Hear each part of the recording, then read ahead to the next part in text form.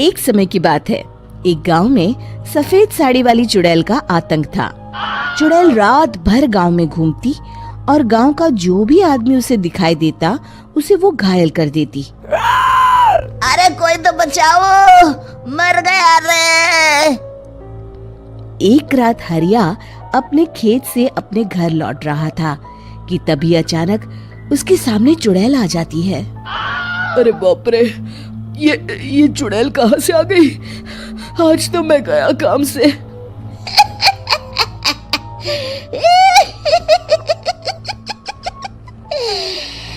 आज मुझे मेरा शिकार मिल गया। अरे चुड़ैल दीदी, मुझे छोड़ दो। जैसे ही चुड़ैल हरिया की तरफ बढ़ती है, हरिया वहाँ से भाग जाता है और अपने घर के दरवाजे पे पहुँचता है।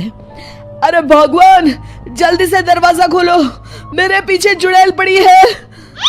हरिया की पत्नी जल्दी से दरवाजा खोल देती है। अरे आप इतना हाफ क्यों रहे हैं? अरे मेरे पीछे चुड़ैल पड़ी है, आज तो मैं बाल बाल बच गया।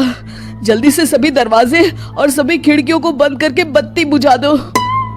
तभी चुड़ैल हरिया के घर के पास पहुंच जाती है। अरे वो आदमी कहाँ गायब हो गया? मैं भी देखती हूँ आखिर कब तक बचेगा। मैं अपने शिकार को इतनी आसानी से नहीं छोड़ती। इतना कहकर चुड़ैल वहाँ से चली जाती है। वहीं दूसरी तरफ हरिया और उसकी पत्नी दोनों अपने घर की खिड़की से ये सब देख रहे होते हैं। अरे बाप रे, ये तो बड़ी डरावनी चुड़ैल थी। अगले दिन ये बात आग की तरह पूरे गांव में फैल जाती है और धीरे धीरे लोग चुड़ैल के डर के मारे शाम होते ही अपने घरों से बाहर निकलना बंद कर देते हैं। कुछ दिनों के बाद भाई, मैंने तो इस चुड़ैल के डर के मारे रात को अपने खेतों को पानी देना बंद कर दिया है। कहीं मेरी फसल सूख गई तो मैं तो कहीं का नहीं रहूंगा। साहूकार का कर्जा कैसे चुकाऊंगा? अरे भाई, पूरे गांव वालों का यही हाल है। पता नहीं ये चुड़ैल हमारे गांव में कहां से आ गई। फिर एक दिन गांव के पास वाली नदी के किनारे एक बहुत बड़े तांत्रिक के आने की बात कुछ गांव वालों को पता चलती है। वो लोग जाके ये बात गांव के मुखिया को बताते हैं। मुखिया जी, नदी के किनारे एक बहुत ही पहुंचे हुए तांत्रिक बाबा आए हैं। हमें उनसे मदद मांगनी चाहिए। मैंने सुना है वो बड़े बड़े भूतों और चुड़ैलों को अपने वश में कर लेते हैं। मुखिया जी सभी गांव वालों को लेकर उस तांत्रिक के पास पहुंच जाते हैं। ओम फट स्वाहा, ओम फट स्वाहा। तभी तांत्रिक अपनी बंद आंखों को खोलकर कहता है, क्या बात है? तुम सब लोग यहाँ क्यों आए हो? मुखिया जी उस तांत्रिक को सारी बात बता देते हैं। अच्छा, तो ये बात है। और तांत्रिक अपनी आंखों को बंद कर लेता है।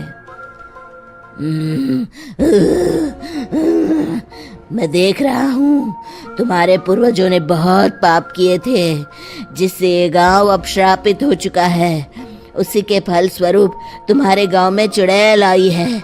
ये चुड़ैल बहुत खतरनाक है, ये किसी को नहीं छोड़ेगी। हे भगवान, मर गए रे, अब क्या होगा? तभी गांव के मुखिया जी कहते हैं, बाबा, इस चुड़ैल से हम सबको बचा लीजिए। कोई तो उपाय होगा। इसका सिर्फ एक ही उपाय है। सभी गांव वालों को बारी बारी हर दिन अपनी आधी फसल उस पहाड़ी के ऊपर बनी काली गुफा में छोड़ के आनी होगी। तभी उस चुड़ैल की भूख मिटेगी और श्राप का प्रभाव खत्म हो जाएगा और तुम सब जिंदा बच जाओगे। सभी गांव वाले उस तांत्रिक की बात को मान लेते हैं और वहां से चले जाते हैं। फिर अगले दिन से रोज उस गांव के लोग बारी बारी से अपनी आधी फसल उस काली गुफा के पास जाकर रखाते। कुछ दिनों बाद हरिया की बारी आती है। बाप रे, आज तो मेरी बारी है उस काली गुफा में जाने की। क्या करूं, वो तो बड़ी खतरनाक चुड़ैल है। मेरे तो हाथ पैर कांप रहे हैं। फिर हरिया डरते डरते अनाज की बोरियां अपनी बैलगाड़ी में लाद देता है। तभी हरिया की पत्नी उससे कहती है, देखो जी, संभल के जाना और किसी भी हालत में शाम होने से पहले वापस आ जाना। उस चुड़ैल का कोई भरोसा नहीं है जी। हरिया बैलगाड़ी में बैठते हुए कहता है, भगवान, मैं क्या वापस आऊंगा? लगता है अब तो मेरी खबर ही आएगी। इतना कहकर हरिया वहां से चला जाता है। रास्ते में जंगल से गुजरते हुए हरिया की बैलगाड़ी का एक चक्का बड़े गड्ढे में फंस जाता है। हे भगवान, अब ये क्या मुसीबत है? हरिया नीचे उतर के पूरी ताकत से अपनी बैलगाड़ी को गड्ढे से निकालने की कोशिश करता है। बहुत देर मेहनत करने के बाद हरिया की बैलगाड़ी उस गड्ढे से बाहर निकल जाती है। हे भगवान, अब तो शाम होने वाली है। आज तो मैं गया काम से। जैसे तैसे हरिया काली गुफा में पहुंच जाता है। अरे मर गया रे, यहाँ तो चारों तरफ डरावना माहौल है। मैंने यहाँ आने में बहुत देर कर दी, कहीं चुड़ैल नाराज ना हो जाए। हरिया अनाज की बोरियां वहां रख के जैसे ही जाने लगता है, तभी उसे किसी के आने की आवाज सुनाई देती है। हरिया एक कोने में छुपकर अंदर देखने लगता है। चुड़ैल वहां आती है और फिर अपने चेहरे से नकली चुड़ैल का मुखौटा निकाल देती है। हरिया ये देख के हक्का बक्का रह जाता है। तभी चुड़ैल कहती है, भैया यहाँ आना। आज तो बहुत अनाज आया है, इसे मिलाकर अब हमारे पास ढेर सारा अनाज जमा हो गया है।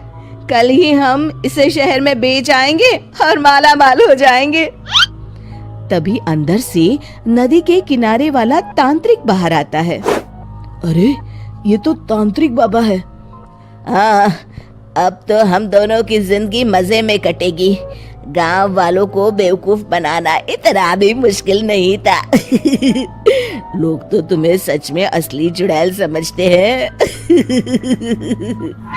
हाँ, तुमने सही कहा। अब ये गांव वाले चुड़ैल के डर से जिंदगी भर इस काली गुफा में अनाज पहुंचाते रहेंगे। अच्छा, तो ये बात है। ये दोनों पूरे गांव वालों को बेवकूफ बना रहे हैं। अभी जाकर सबको बताता हूँ। हरिया उन दोनों की पूरी बातें सुन लेता है और जल्दी से वापस गांव में आता है। गांव वालों को पूरी बात बता देता है। इससे पहले वो दोनों हमारा अनाज लेकर शहर जाए, हमें उन दोनों को पकड़ना होगा। उधर दूसरी तरफ नकली तांत्रिक और नकली चुड़ैल बनी औरत एक बड़ी गाड़ी में सारा अनाज लाद के वहां से निकलने की तैयारी कर रहे होते हैं।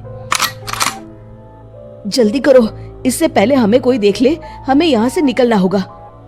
और तभी वो दोनों देखते हैं कि सामने से सभी गांव वाले अपने अपने हाथों में मशाल लेके आ रहे हैं। दोनों बुरी तरह डर जाते हैं। रुक जाओ, तुम दोनों का भांडा फूट चुका है। अरे मर गए रे, ये गांव वाले कहाँ से आ गए? तुमने क्या सोचा इतनी आसानी से यहाँ से निकल जाओगे? ये अनाज हमने अपने खून पसीने से दिन रात खेतों में मेहनत करके उगाया है।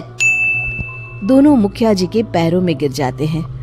हमें माफ कर दीजिए, हम दोनों एक नंबर के कामचोर हैं। बिना मेहनत किए पैसे कमाना चाहते थे। हाँ, अब हम आगे से मेहनत मजदूरी करके पैसे कमाएंगे। हमें कुछ मत करना, हमें छोड़ दीजिए। इतना कह के दोनों गांव छोड़ के भाग जाते हैं और सभी गांव वाले फिर से खुशी खुशी